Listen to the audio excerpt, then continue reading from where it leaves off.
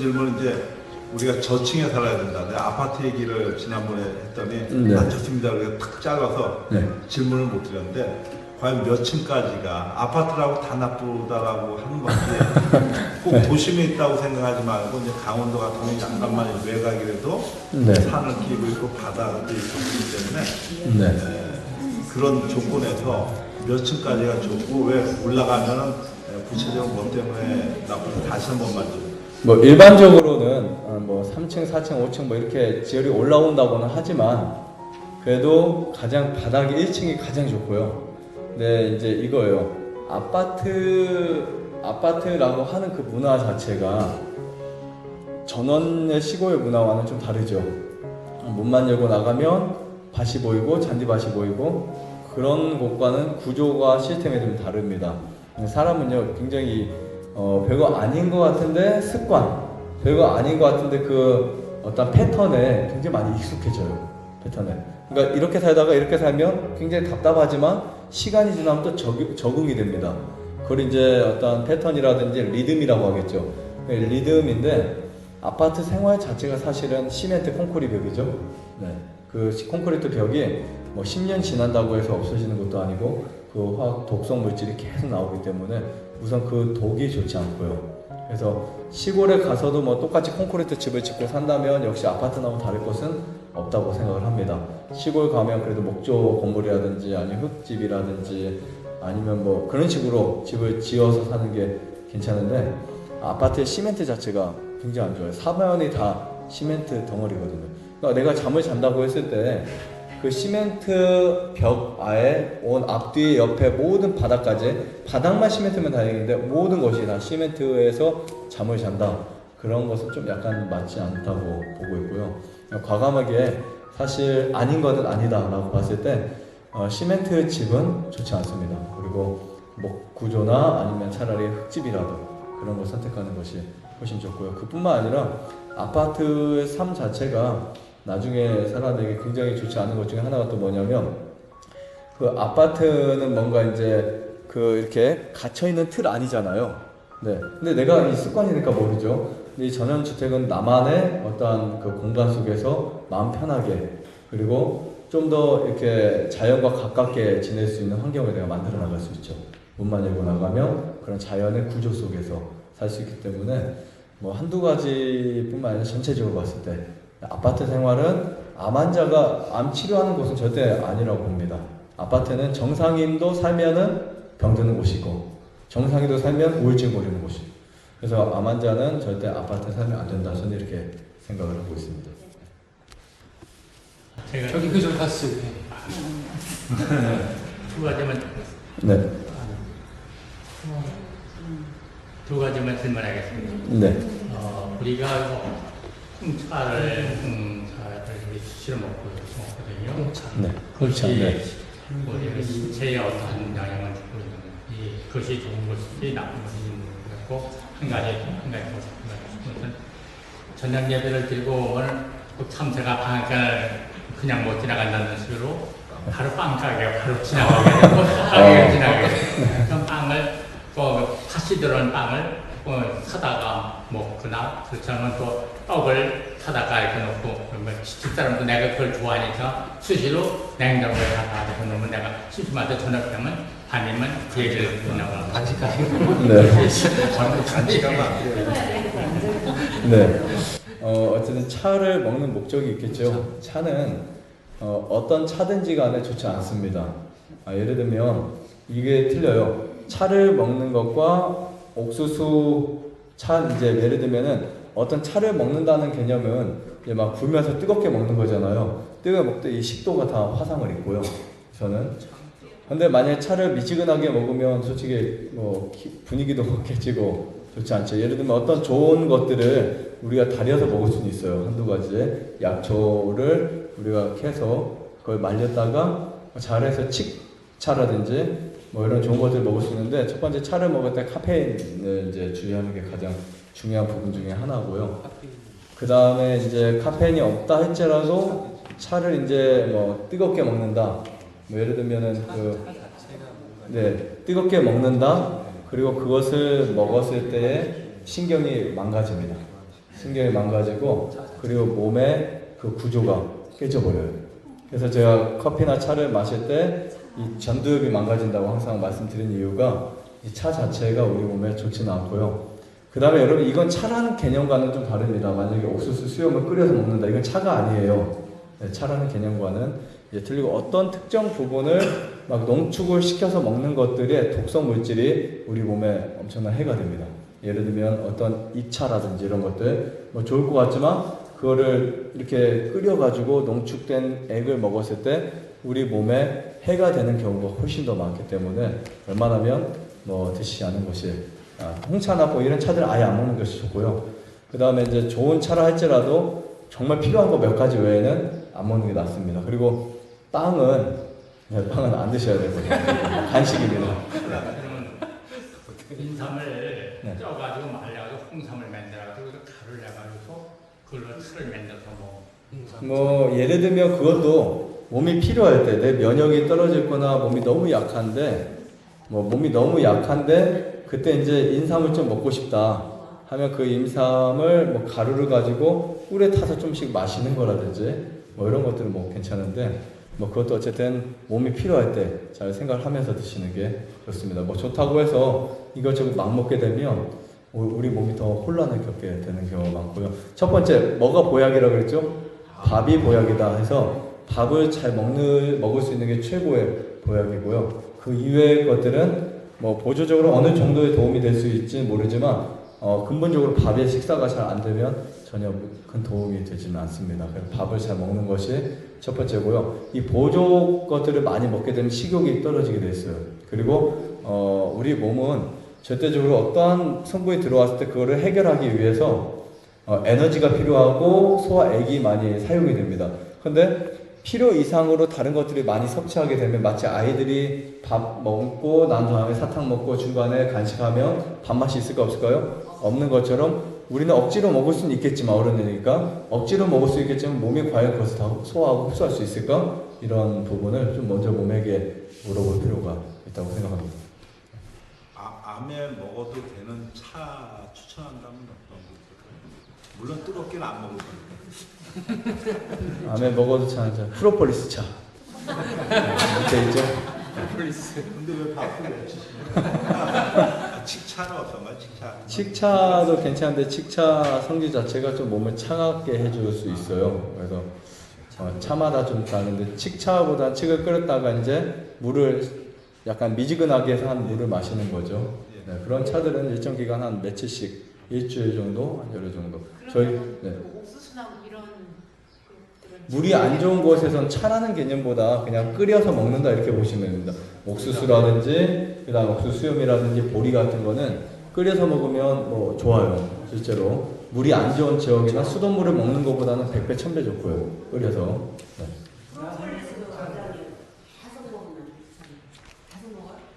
뭐 계속 뭐 구태 몸이 질리겠죠. 그러니까 뭐든지 우리 몸이 질리면 오히려 역효과가 나니까 한 먹다가 좀 뛰고 모든 식품을 자유롭게 드시는 거예요. 만약에 뭐 아스파라거스가 좋다고 해서 1년 365일 먹는 건 아니죠.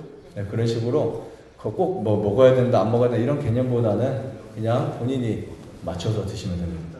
네, 저는요. 네. 여기서 하는 자급자족 다 이게 그 식생활을 다 이렇게 농장으로 우리가 저어가지고 이렇게 하잖아요. 네. 우리는 도시생활을 하니까 그 마트에 가서 다 해결하잖아요. 그렇죠. 네. 그런데 겨울일 경우에 근데 요즘은 뭐 저기 여러 가지 야채들이 많지만은 우리 겨울에는 그런 게 없고 우리 다 마트에 가서 해결하잖아요. 네. 그러면 겨울에는 여기서는 어떻게 그 반차를 해결하는지 모르겠어요. 그것도 밑에서 질문해야 되지 않을까요? 네. 우선은 저희는 말린 것을 많이 사용을 하고요. 네. 그리고 어쩔 수 없는 건 겨울에 그런 걸 선택해야 되겠죠. 겨울에도 마트 가서 뭐 유기농 친환경 제품들 뭐 어쩔 수 없겠죠. 네, 그때는 사용할 수밖에 없으니까. 그래서 안 먹는 것보다는 나으니까요. 네, 네. 저는 여기는 겨울에는 그냥 무조건 문상을 그러니까 말려가지고 가을에 말렸다가 웬만하면 여기서 시래기라든지 무나물 뭐 몇 가지 있는 것만 먹으면 좋은데 싫어하더라고 사람들이. 그것만 나온다고. 그래서 뭐 그런 거 있죠. 아무리 좋은 여기서 재배된 감이나 이런 거라도 감만 주면 욕해요. 그래서 어쩔 수 없이 또 시중에 사온 사과도 줘야 되고 그런 경우는 있습니다. 그런 식으로 이 사람이 그런 게 있어요. 좀 뭔가 오랫동안 한 가지를 계속 먹으면 질리기 때문에 좀 다양하게 하기 위해서 어떤 부분은 좀 손해 보더라도 그런 것을 먹는 경우도 있습니다. 그렇게 다 할 수가 없어요. 만약 그렇게 하면은 지금보다 가짓수가 훨씬 적게 나와야 돼요. 이게 거의 다 짜증이 나요. 똑같은 음식만 나온다고. 네. 예. 꽃잎차. 꽃잎차, 허브 이런 건요. 그 우울증이라든지 정신질환 쪽에 굉장히 좋아요. 이 스트레스나. 그래서 허브과들은 허브나 아니면 꽃잎 쪽은 해가지고 이제 조금씩 마셔도 큰 문제는 없습니다. 근데 이제 그것도 너무 진하게 달인 것보다는 연하게 살짝. 그리고 뭐 즐겨 마시는 게 아니겠죠. 그냥 가끔 한 번씩 마시는 건 큰 문제 없다고 생각합니다. 원장님 레몬 오일은 어때요?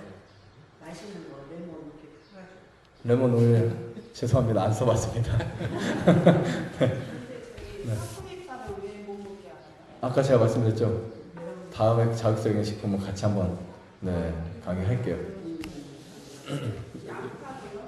네, 같이 할게요. 저는 늘 그 기력이 안 좋다고 네. 홍삼을 이렇게서 교육을 했는데 병원에서는 홍삼 얘기를 하니까 급성으로 수술하고 싶은 게 먹으라. 네. 그래서 중단하고 있는데 네네. 그래서 그런지 홍삼 먹을 때 가면 더 요즘 안 먹고 나니까 기분이 없고 기분이 더 좋아요? 기운이 더 기분이 없어요. 네. 그래서 왜 홍삼 이렇게 쓸까?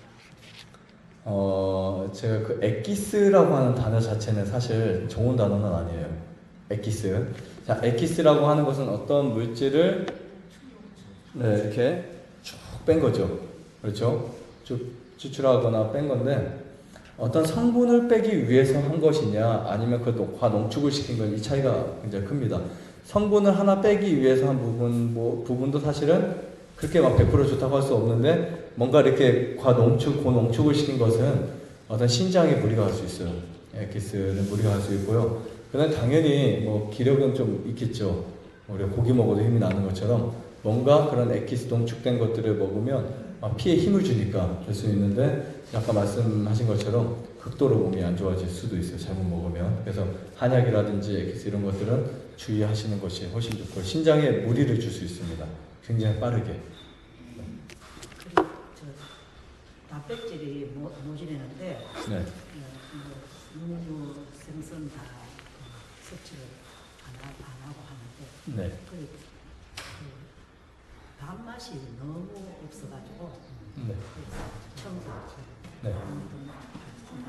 네, 잘 안 들려요. 소리가 안 나요. 마이크가 안 들리는 것 같아요. 소리가 안 나요. 그래서 했더만 청소 그 가서 얘기를 하니까 안 나오네. 정 그러면은 네. 흰살 생선 네. 조기 네. 그 가자미 칼치는 안 되고 조금 먹을 수 있다 하는데 네. 그 조금 먹으면 되는 거 아니에요? 저는 된다고 말하지는 않지만 어쨌든 저는 그런 거 그래도 먹지 말라고 합니다. 대신에 그 현미밥을 이렇게 좀 만약에 내가 만약 오래 못 씹을 것 같다 하면은 이렇게 죽을 만들어서도 한 번씩 드시고요. 많이 부족할 때는. 그 다음에 이제 콩국을 조금씩 마시는 것도 좋습니다. 콩국이나 그 다음에 견과류를 조금씩 먹는데 역시 그것도 많이 마시면 해가 되기 때문에 조금씩만 드시고요. 지금 곡식에서 있는 단백질도 오히려 과량이 될 수 있기 때문에 곡식이나 콩이나 견과류에 있는 단백질도 현미 단백질도 많이 될 수 있기 때문에 그 안에서만 해도 충분히 찾을 수 있어요. 꼭 생선이라든지 안 드셔도. 그리고 흰쌀은 이제 식욕 때문에 이제 먹을 수는 있겠지만 뭐 안 되면 죽이라 잣죽이라든지 아니 밥을 좀 약간 질게 해서 드셔도 되고요. 흰쌀보다는 현미가 훨씬 그래도 신장에 좋습니다. 네, 식욕이 정 없을 땐 누룽지 좀 끓여서 한두 번 드시는 것도 괜찮고요. 네, 제가 지금 네. 그 약간 비슷한 그 내용일 수도 있는데 네. 보통 이제 나이가 들고 그러면은 네. 이 영양의 불균형이 생기잖아요. 네. 경우가 있잖아요. 뭐 채식을 하더라도 뭐 예를 들면 병원에서 이렇게 검사를 또 하기도 하는데 어디가 뭐가 부족하다, 뭐 마그네슘이 부족하다, 비타민 부족하다 뭐 얘기 나오는데 네. 그럴 때 그 건강 보조 식품으로 많이 나오지 않습니까? 오메가 3는 반드시 섭취해야 된다. 네. 그다음에 뭐 눈이 이렇게 떨릴 때는 뭐 마그네슘을 섭취해야 된다. 뭐 이런 게 네네. 있는데 또 뭐 유산균이라든지 이런 보조 식품들에 대해서 좀 섭취를 하지 않는 것이 좋은 건지 네. 나이가 들수록 문제가 생길 텐데 그건 참 우선 그 보조 식품 중에서 가장 안 좋은 식품이 뭐냐면 보조 식품 중에서 그래도 우리가 보통 그냥 민들레를 가루를 내서 먹는다가 홍삼을 가루를 해서 타 먹는다. 이것은 그냥 그대로 식물성이잖아요. 그대로 먹는 거잖아요. 그것은 내 몸에 따라서 좀 선택을 할 수 있어요. 네, 만약 그냥 뭐가 이 크론병이 심하다. 그럼 민들레를 좀 이렇게 뜯어서 먹어주는 것도 좋아요, 사실은. 네. 너무 늦게 말씀드렸나요? 네. 근데 그 비타민이라든지 미네랄이라든지 그것을 정제된 것들 있죠. 가공된 것들은 최악의 식품들이에요, 사실은요. 악의 식품들인데, 자, 마그네슘이 부족하다면 눈이 떨리죠. 바나나나 이렇게 두부 같은 거 좀 먹어주면 좀 좋아지거든요, 사실은요. 그리고 마그네슘이 많은 곳이 있어요. 천일염. 예를 들면 그럴 때는 간수 빠지지 않은 천일염을 좀 먹어주는 간수 자체가 이 마그네슘에 굉장히 큰 도움을 주고요. 뭐 비타민 C는 솔직한 얘기로 우리가 먹는 채식 그냥 생으로 먹는 몇 가지하고 과일들 먹으면 충분하거든. 그것도 부족하다 하면 레몬을 좀 슬라이스 해가지고 통에다 넣고 그 다음에 물 붓다가 다음날 마시면은 네, 좋고요. 비타민 C도 걱정할 거 없고 유산균도 우리 몸 자체에서 만들어진다고 저번에 강의도 했지만 곡식을 아까 100번 씹을 때 그것도 7, 80번, 100번, 120번 꼭꼭 씹을 때 그 곡식이 내려가서 장내에서 유산균 활동을 만들어냅니다. 그렇기 때문에 우리 몸에서 충분히 합성할 수 있고 만들어낼 수 있고 그것이 섭취될 수 있는 것들을 자꾸 외부에서 섭취한다 하면 그것이 모두 다 남아서 이제 신장에 무리를 가게 됩니다. 거기다 만약에 이제 왜 영양소들이 왜 나왔냐면 흰밥, 흰밀가루, 설탕도 요즘 사실 표백해서 가공이죠. 그리고 미네랄은 빠졌죠. 마스코바도는 안 그렇지만 흰설탕, 정제염, 천일염 괜찮은데 정제염, 그 다음에 물도 미네랄 그 정수기. 요즘 거의 다 보면은 다 빼고 먹는 거예요. 그렇죠. 알고 보면은 미네랄 종류나 영양소들을 다 빼고 섬유질 같은 거 빼고 먹다 보니까 어떤 문제가 생길까요? 영양의 불균형이 생겼죠. 영양의 불균형의 원칙을 찾는다면 내가 앞으로 식사하는 모든 원칙을 통째로 먹는다. 단 바나나 껍질은 안 먹어야 돼요. 그런 거 빼고 파인애플 껍질 빼고 웬만하면 통째로 먹는데 거의 대부분은 통째로 먹는다. 현미도 통으로 먹고 밀도 통으로 먹고 그런 식으로 하다 보면 영양 불균형을 막을 수 있어요. 그리고 어떤 우리가 특별하게 영양 보조제를 먹었을 때 뭐가 안 맞냐면 예를 들면 토마토 라이코펜이라든지 아니면 브로콜리의 서포렌 뭐 이런 서포렌이라는 뭐 이런 것들 있죠. 그런 것들이 하나하나 섭취됐을 때 우리 몸에 더 좋은 것이 아니라 오히려 더 악영향을 끼칠 수 있는 경우들이 훨씬 더 많다는 거예요. 어떤 물질들은 그거를 하나만 빼서 먹었는데 이게 바로 영양제거든요. 사실은 유산균, 비타민. 근데 가격이 비쌀수록 그 질이 더 좋은 거예요. 왜냐면 똑같은 비타민인데 이거 왜 이렇게 싸지 한 것과 좋은 거 유전자 식품 만들어진 것과 아니면 또 천연 제품, 아니면 유기농, 올가닉, 아니면 또 더 선별해서 좋은 거 이 차이예요. 근데 그런 것을 먹게 되면 우리 몸에서 그것을 중화시키거나 그것을 해결하기 위해서 칼슘이 나오는 경우도 많이 있고요. 또 다른 뼈에서 다른 물질이 나와서 오히려 몸을 더 망가뜨리는 경우가 훨씬 더 많습니다. 그래서 그런 것들을 먹게 돼서 우리 몸이 포기를 하겠죠. 어떤 포기를 하냐면 이걸 흡수시킬 것인가 아니면 배설시킬 것인가 해서 그 많은 선택을 하다가 결국은 배설 쪽으로 많이 선택을 합니다. 대부분. 선택을 하면 배설을 하게 되면 어디에 그것이 혈액에다 가겠죠? 방광이나 신장 쪽으로 신장으로 가겠죠. 신장에 가서 사구체를 통해서 그 배설물들이 사구체 하나하나 걸러지면서 고생을 하겠죠. 네, 그래가지고 신장에 위험하다라고 볼 수 있고요. 그 다음에 이 영양제의 대부분은 흡수가 안 된다는 거, 이 점을 좀 주의하시면 좋습니다. 영양제 대부분은 우리가 착각을 해요. 다 흡수가 되는 것처럼 그 작은 알갱이 하나가 내 몸에 큰 영양, 오메가3, 오메가6 아니면 뭐 그런 것들이 흡수될 것으로 착각하는데 사실상 소변으로 거의 다 나와버립니다. 아니 변으로 거의 다 나와요. 그래서 의미가 없고요. 이것은 영양 가치를 다 떠나서 그냥 우리에게 필요한 것은 그것이 합당하게 통째로 들어왔을 때 몸이 알아서 그를 만들고 재편성을 하고 합성을 시키고 또 분해를 하고 이렇게 만들어지는 것이 이제 가장 합리적인 방법이고요. 그래서 우리가 보면 아이들에게 모유와 우유가 있다면 모유가 더 좋은 이유가 있겠죠. 네, 단백질 함유량은 모유가 훨씬 더 떨어지지만 모유가 더 좋은 이유가 있습니다. 그런 것처럼 영양소를 만들어서 작게 이렇게 해서 먹는 것보다 차라리 뭐를 하는 게 낫냐면 과일을 먹는다, 아니면 채소를 먹는다, 아니면 또 곡식을 통째로 먹는다라고 하면 영양소 결핍이 전혀 생기지 않습니다. 근데 우리가 거기 안에서도 선택할 수 있죠. 이미 영양학 학문이 이제 굉장히 많이 알려져 있기 때문에 단백질 부족하다 하면은 당연히 우리 인식된 것처럼 콩이나 뭐 그 다음에 견과류를 먹을 수 있을 것이고, 그다음 오메가3가 부족하다 하면 아마씨나 또 들깨를 먹을 수 있을 것이고, 오메가 리놀레산이나 이런 것들이 필수지방산 부족하다 참깨 먹으면 될 것이고, 그 다음에 예를 들면 섬유질이 부족하다? 뭐 많죠? 네, 그런 거 먹으면 됩니다. 그렇게 해서 그 안에서 우리가 지혜롭게 찾아나가면 내 식탁 자체가 영양을 균형시킬 수 있는 식탁이 만들어지고요. 절대로 사람이 어떤 영양소를 섭취할 때 내 몸무게의 체중과 내 몸의 비례해서 그것을 맞춰서 먹을 수가 없습니다. 근데 우리가 통째로 어떤 곡식을 먹어주면 알아서 해결해 줍니다. 그래서 엄청난 차이를 두고요. 영양소는 안 먹는 것이 먹는 것보다 낫다. 말이 이상한가요? 네, 안 먹는 것이 먹는 것보다 훨씬 낫다라고 그냥 보시면 됩니다. 어떤 그 비타민 C라든지 이런 거 아예 끊으셔야 되고요. 그리고 암 환자들에게 그냥 해로운 식품이 된다라고 볼 수 있습니다. 네, 이제 하나만. 네,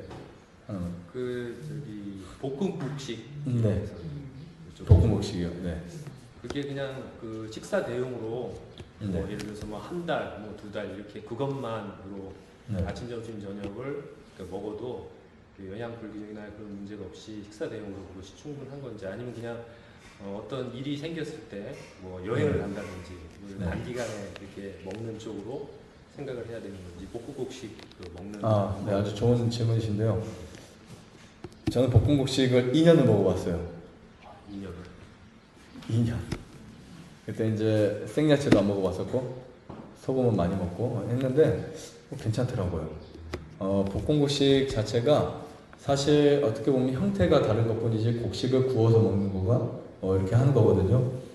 사실 주식으로 사용해도 됩니다. 사용해도 되는데 이 사람에게는 뭔가 포만감이라든지 뭔가 만족감이 있잖아요. 근데 이 너무 가벼운 음식들은 하나의 단점이라고 보면은 과식은 어느 정도 피할 수 있는데 그 너무 그냥 또 먹고 싶고 뭐 뭔가 그런 게 있죠. 네, 그런 부분이 있기 때문에 약간 좀 힘들 수 있지만 영양적인 문제는 큰 문제가 없어요. 거의 뭐 2주 한 달 먹어도. 대신에 더 좀 지혜롭게 선택한다면 볶음국수만 한 대접 먹는 것보다는 거기에 곁들여서 떡이나 빵, 통밀빵 같은 같이 해서 이렇게 먹는 것이 훨씬 좋고요. 볶음국식은 소금 이렇게 쳐서 이렇게 드시면 훨씬 더 맛있기 때문에 충분히 먹을 수 있습니다. 하지만 질릴 거예요 아마. 계속 그거 먹다가. 깨 같은 거 이렇게 같이 겸. 네, 좋죠. 콩이나 깨 같은 거 같이 곁들여서 먹는 거 아주 좋습니다. 하지만 볶음국식도 영양적인 문제에서는 어차피 그것만 먹는 거 아니니까, 볶음국식 한 가지만 딸랑 먹는 게 아니니까 빵도 먹을 것이고 야채도 먹고 또 때때로 뭐 두부도 먹고 하다 보니까 주식으로 밥 대신 올라오는 거는 상관이 없다고 봐요. 밥 대신 올라오는 거. 그러니까 꼭 현미 대신. 그러니까 꼭 현미 밥만 먹어야 된다라는 개념은 이제 앞으로 버리셔도 되고요. 그런 거 있죠. 볶음식, 아니면 크래커, 누룽지, 아니면 뭐 전병, 그냥 밀가루를 그 이스트 안 넣고 되게 반죽해서 얇게 이렇게 펴가지고 프라이팬에다가 구워서 먹는 거. 그것도 손쉽잖아요, 사실은요. 어디 내가 여행을 간다, 그거를 한 끼에 내가 한 장을 먹을 수 있다? 왜냐면 동남아 쪽 가면 과일이 많죠. 과일 넣고 먹으면 되고, 그다음에 한 장 정도 그를 바짝 구워가지고 습기를 쫙 빼면 거의 지퍼에다가 한 10장만 가져가면 3일을 먹을 수 있잖아요. 거기다 볶음옷 챙겨가고 여행할 때도 훨씬 더 편하게 할 수 있습니다. 완전 윤- 네? 야채는 과일을 무치해서 먹어요. 야채랑 과일은 따로 드셔야 돼요. 네, 볶음식하고 과일은 같이 먹어요. 네 괜찮아요. 볶음옷 과일은. 포도주에다 찍어 먹으면 안 돼요. 영화 보면 나. 그리고 네 좋아요. 포도주에다 찍어 먹으면 되나? 포도주요? 아 주는 아니죠. 포도 담은 포도즙이 되죠. 즙은 뭐예요? 포도를 가는 거예요? 아니면 발효되지 않은 발효되지 않은 거 즙을 짠 거예요. 네, 포도즙은 낙타만 포도즙은 이 과일 중에서 영양이 가장 많은 과일 중에 하나입니다. 그러니까 암환자에게 포도즙 좋아요. 포도즙은 기력이 딸릴 때, 엘렌 화이트도 이렇게 사람이 기력이 딸렸을 때 포도즙을 처방하고 있었어요. 포도즙 굉장히 좋아요. 그래서 포도즙 소화만 시킬 수 있으면, 네, 만약에 내가 뱃속에 부글거리지 않고 막 가스가 안 차고 소화만 되는, 그러니까 포도의 단점 중에 하나는 잘못하면 이게 산화가 잘 되거나 썩을 수 있지만, 그래서 포도를 먹을 때는 될 수 있으면 포도 한 가지만 먹는 게 최고 좋고요. 근데 그렇게 해서 영양이 만들어지면 최고 좋은 음식이 되지만, 포도를 소화시키지 못하거나 이거 아플 때는 조금씩 먹어서 늘려나가야 되겠죠. 조금씩. 포도에 당이 있는데 암환자 괜찮아요. 꿀도 괜찮아. 그러니까 그 당이 모아서 많아지면 문제가 되고, 칼로리를 계산했을 때 적은 당은 뭐 큰 문제가 없습니다. 자기 적당하게 먹는 거. 그러니까 우리가 이렇게 생각해요. 그 당뇨 환자가 흔히 음료수는 그냥 한두 캔 마시면서 꿀 한 숟갈 먹으려면 엄청 양심 걸려 하거든요. 실제로요. 그렇죠. 당뇨 환자 그냥 시중에 그 빵은 제과제빵 한 개 먹으면서 과일 먹으면 이거 어떻게 하지? 막 그런 생각이 있어요. 근데 일반적으로 먹는 당분에 비하면 엄청 적은 양. 당뇨 환자도 집에서 요리할 때 먹으면 탕수육 같은 거 먹으면 엄청난 설탕이거든요. 사실은 설탕을 부어 먹는 건데 어떻게 며칠 먹을 양을 한 끼에 다 먹을 수 있어요. 근데 꿀 한 숟갈 먹는다고 막 큰일 난다 생각하거든요. 그러니까 그런 거는 좀 이 사회 음식을 안 먹게 되면 꿀 한 숟갈 그리고 또 그 포도즙 한 포 이런 거 아무 문제가 없습니다. 그런데 가능하면 당이 심할수록 꿀을 나눠서 먹는 게 좋다. 그래서 이제 이런 표현을 하죠. 꿀 학자들은 꿀을 수저로 먹으면 독이고 젓가락으로 찍어 먹으면 약이다. 네, 이런 표현까지 나온 거예요. 근데 그만큼 여러분들의 몸에 당분은 맞춰서 드시면 돼요. 내 몸에. 그러니까 제가 어제 당진에 갔다 오는 저희 이모부 할아버지 아버지는 지금 91세신데요. 1년에 꿀을 얼마큼 드시는 줄 아세요? 한 마리 드세요. 혼자. 그러니까 혼자 한 마리 드세요. 여기다 갔다가. 근데 꿀을요 밥에다도 말아 드세요. 근데 예전에 우리 실장님하고 선생님 같이 우리도 한번 말아 먹어보니까 맛있었죠. 먹으면 하더라고요. 오역할 것 같았는데 그렇게 꿀을 좋아하는 애들 당뇨가 없어요. 91세인데도. 그러니까 어떤 문제를 꼭 달아서 안 좋다, 짜서 안 좋다 이런 개념보다는 내 몸이 그것을 어떻게 소화시키네. 어떤 사람은요 한 마리 아니라 1년에 한 병 먹어도 당뇨 걸린 사람이 있고 그렇게 한 마리 드시는데도 당이 없어요. 혈당이 없어요. 한 마리면 작은 양 아니거든요. 1년에 한 마리면 설탕도 다 드시고 근데 당이 없거든요. 91세세 건강하세요. 네, 어제 만나고 왔는데 그래도 방골 좀 더 달라고 하시더라고요.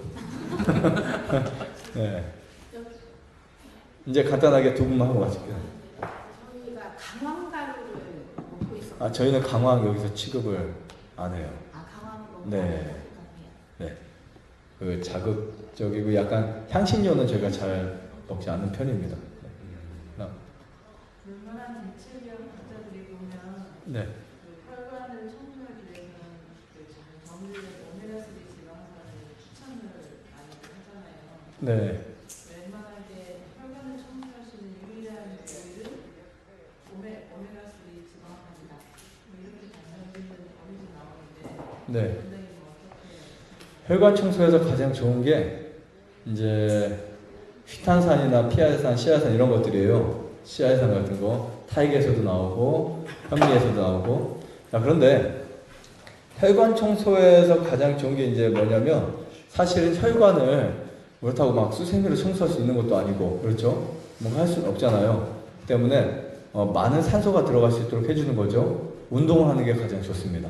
물을 마셔주는 거, 그 다음에 음식을 깨끗하게 먹으면 혈관이 자연적으로 청소가 돼요. 혈관이. 오메가3 뭐 이런 거 중요하지만 어쨌든 혈관 청소의 가장 근본적인 그것은 이제 몸에 디톡스 하는 거겠죠. 막 과일을 먹어준다든지 저녁 식사를 안 한다든지 그러면은 한 달만 해보세요. 한 달도 안 걸립니다. 2, 3주만 해도 혈관 깨끗해져요. 웬만하면 뭐 특별히 혈관이 엄청 더럽지만 않다면 혈관이 많이 빠르게 회복이 됩니다. 뭐 늦어져야 한 2, 3개월 운동도 하시고 물도 많이 마시고 혈관은 자연스럽게 깨끗해지니까 크게 뭐 걱정은 안 하셔도 될 것 같아요. 그리고 오메가3 제품을 먹는다는 거 아까도 말씀드렸지만 뭐 그 참 들깨나 아마씨 먹으면 충분한데 오히려 들깨도 많이 먹으면 혈관이 깨끗해지는 게 아니라 더 더러워질 수도 있어요. 오히려. 그래서 오메가3가 혈관을 청소한다? 솔직히 이렇게 생각하시면 돼요. 옛날에 그 영국의 일간지에 생선 기름이 오메가3가 많아서 혈관이 깨끗해졌다. 아마 이 이론인 것 같아요. 그래서 학자들이 알려지기 시작했고 생선이 유익하다, 생선 심장병에 좋다 이렇게 알려지기 시작한 거예요. 근데 그 데이터나 그 검사가 잘못된 게 뭐냐면 육식을 하던 사람이 생선식을 했을 때 좋아진 것 뿐이지 생선 자체가 좋아진 식품은 아니다 이렇게 보셔야 됩니다. 그래서 우리가 그 어떤 그 관찰을 할 때는 그 관찰 범위나 관찰도를 어느 각도에서 보냐에 따라 달라질 수 있고요. 술 마시던 사람이 예를 들면 양주, 전 술을 모르니까 나 술 마시던 술을 뭐 하루에 막 그 한 병씩 마시던 분이 한 잔을 마셨다. 그러면 한 잔의 술이 좋다 이렇게 할 수는 없죠. 예를 들면 소주를 마셨다가 막걸리로 갈아 마셨어요. 그런데 몸이 좋아졌어요. 야 막걸리는 간을 청소하는 거야. 이렇게 말할 수는 없잖아요. 그렇죠? 이걸 안 먹어서 좋아진 것이기 때문에 그래서 잘못된 관찰도가 많기 때문에 오히려 제가 볼 때는 들깨라 하더라도 오메가3 제품의 지방들도 과하게 먹으면 피가 더 나빠지고 혈관이 더 망가집니다. 확실해요. 그래서 그럴 바엔 차라리 운동하고 해독 프로그램을 하면서 과일 먹고 물 마시는 게 훨씬 혈관이 빠르게 깨끗해질 수 있다고 볼 수 있습니다. 네. 디톡스 하는 거예요? 해독? 네. 얼마마다 좀씩? 뭐 사람마다 3일 일주일 굶기는 게 힘들고 하루 정도씩 중간에 이런 거예요. 만약에 세 끼를 먹는다, 하루 세 끼를 먹는다 하면 일주일에 하루 정도는 금식해 주는 게 좋고요. 일주일에 하루. 두 끼를 먹는다 하면 금식 안 해줘도 상관없어요. 몸이 아플 때만, 신호가 왔을 때, 감기 걸렸을 때 그냥 따로 하려고 하지 마시고 컨디션이 안 좋을 때나 감기 걸렸을 때나 열이 났을 때나 체했을 때 과감하게 한 끼, 두 끼, 세 끼, 이틀 정도까지도 안 먹고요. 그러면 그게 자연 디톡스가 돼요. 네, 할 필요가 없습니다. 더구나 저녁 이렇게 먹고 하면은 할 필요가 없어요. 그러니까 두끼 중에요. 네. 과일을 지금 가열시켰잖아요. 네. 그게 몇 끼예요? 세 끼예요? 엄격히 말하면 과일식도 세 끼예요. 우리 지금 그냥 세 끼 하는 겁니다. 저기 뭐야, 두 끼를 먹는다면 네. 오늘 아무것도 안 먹어야 돼요. 그렇죠. 네. 아무것도 안 먹고 물만 마시는 게 진짜 오리지널 두 끼예요. 여러분 나가셔서 시원동산에 두 끼 했다고는 하지 마세요. 세 끼.